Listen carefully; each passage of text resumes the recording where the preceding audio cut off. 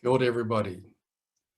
My name is Tuariki Delamere, and I'm going to cover some immigration issues that have just come out recently.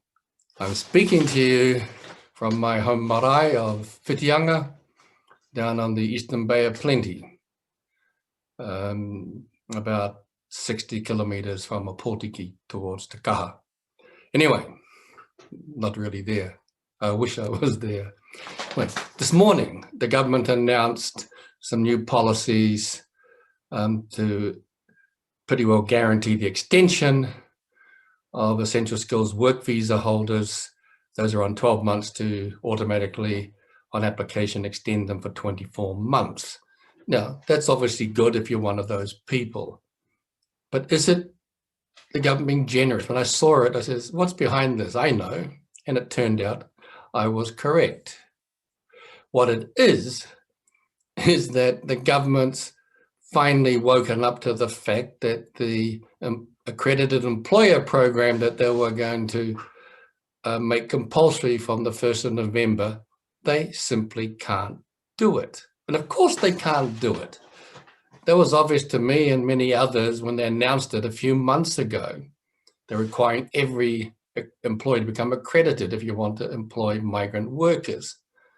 Well, there are hundreds of thousands of companies in New Zealand, and even if just 10,000 companies put in applications, there's no way in the world that immigration can process them. They haven't got the resources to do it. I mean, right now we've seen skilled migrant applications go out beyond 2 years because they haven't got the resources. And frankly, I'm not sure why. I mean, hey, Kris Faafoi, you had hundreds and hundreds of people processing temporary visa applications from offshore, tourist visas, student visas. Well, we haven't let anyone in for over a year, so what are all those staff been doing? Why can't you do any of this work? Why are you delaying? Because the accredited employer program's now been delayed till at least mid next year, and my guess it'll be longer than that. And so all of a sudden, the minister's rushing around today announcing, hey, look at what we're doing. Yeah, what you're doing is you admit you can't do what you're planning to do. And that was quite obvious. You couldn't do it. You're getting bad advice, Kris. And to give you another example of the bad advice, I remember last year, was it last year?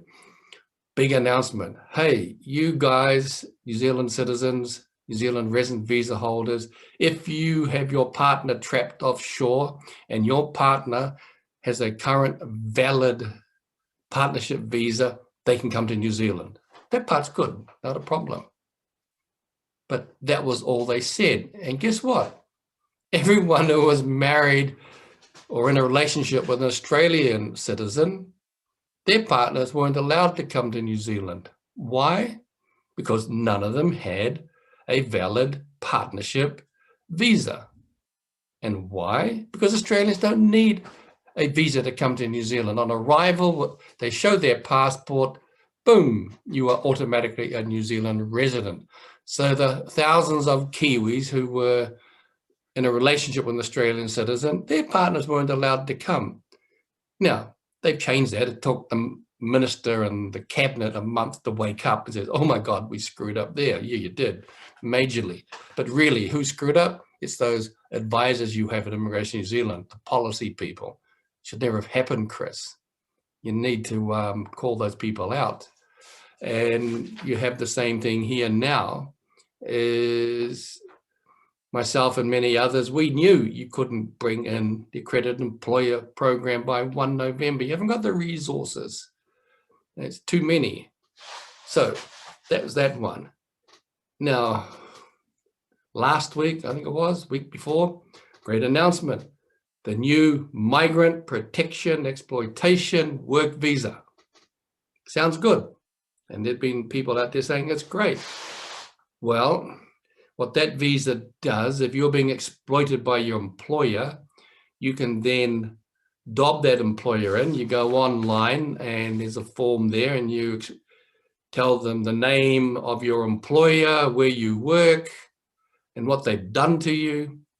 And then they will acknowledge that, and then they will invite you to apply for a 6-month migrant protection exploitation work visa. And they also say at the end of the expiry of this work visa, which is an open work visa, you can work for anyone, anywhere in the country, you are required to go home, go back to where you came from. Oh, well, doesn't sound so great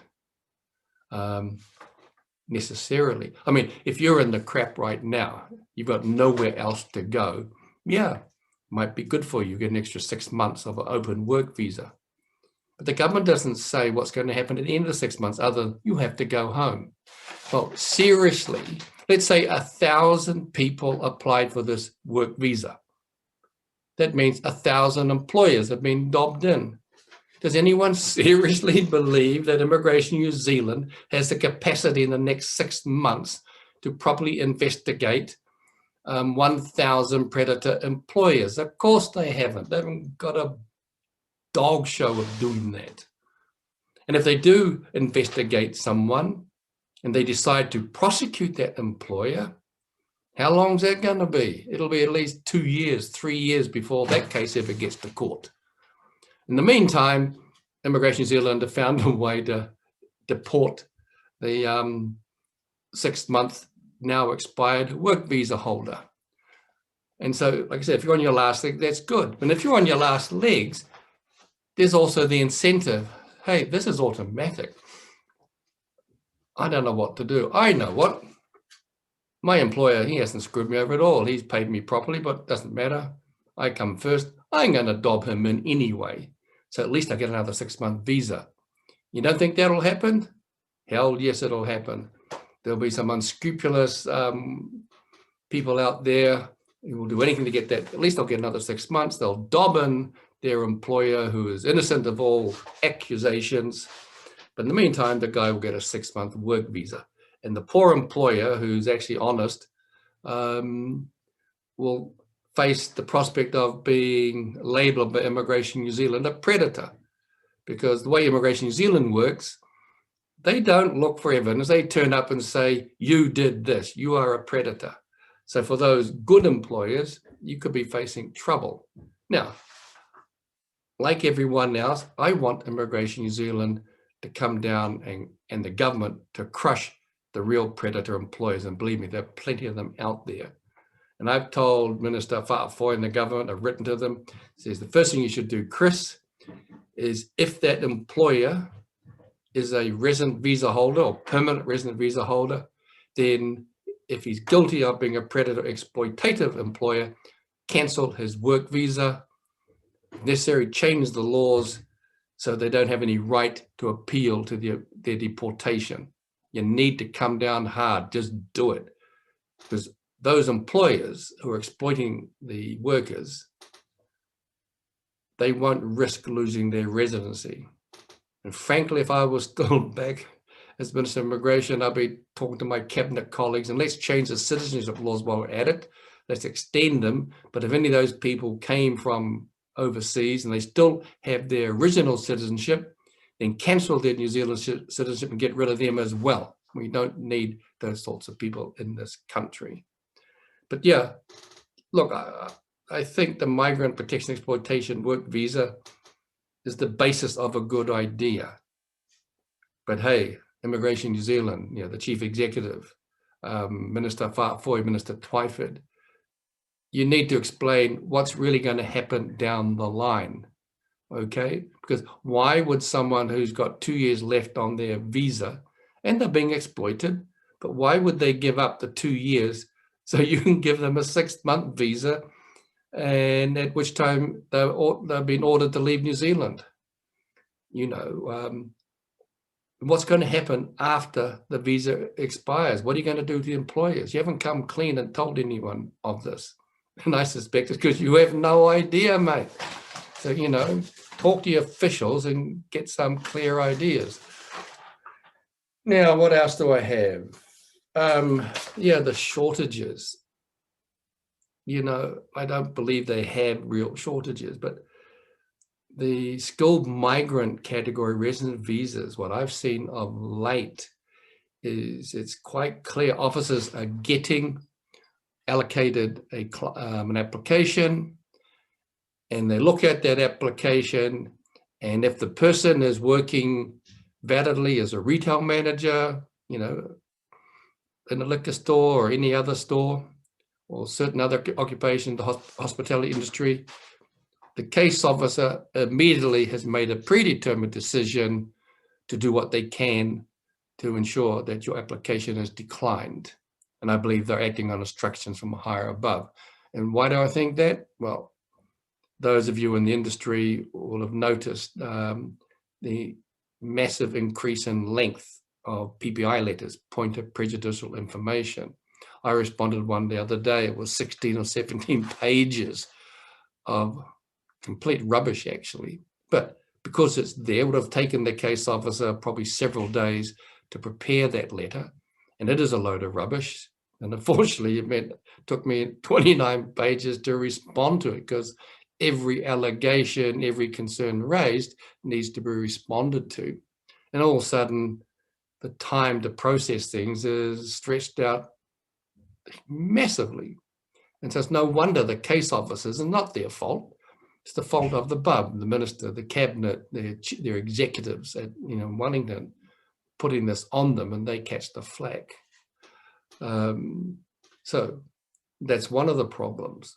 But again, 2-3 years to process skilled migrant applications, which a few years ago could be processed within a couple of months.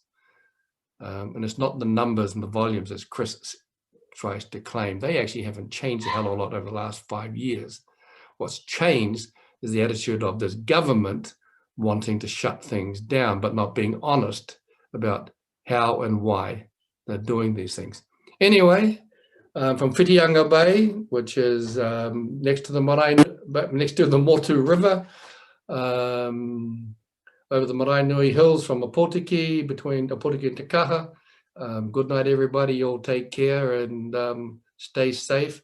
And remember, COVID-19, go and scan into all the shops and places you visit, okay? I know, don't get complacent. That's what happened in Sydney. That's why they're in the crap right now. It's what happened last year in Melbourne. Fiji is diabolical. They have the highest rate of infections in the world now. And we're great. I mean, one thing the government's done really well, and got to congratulate Jacinda and Dr. Bloomfield on that, we've been kept pretty safe.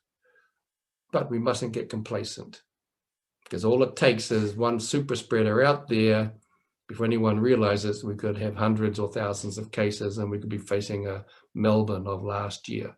So do your duty and scan the QR codes wherever you go. Good night. Take care, everybody. See you later.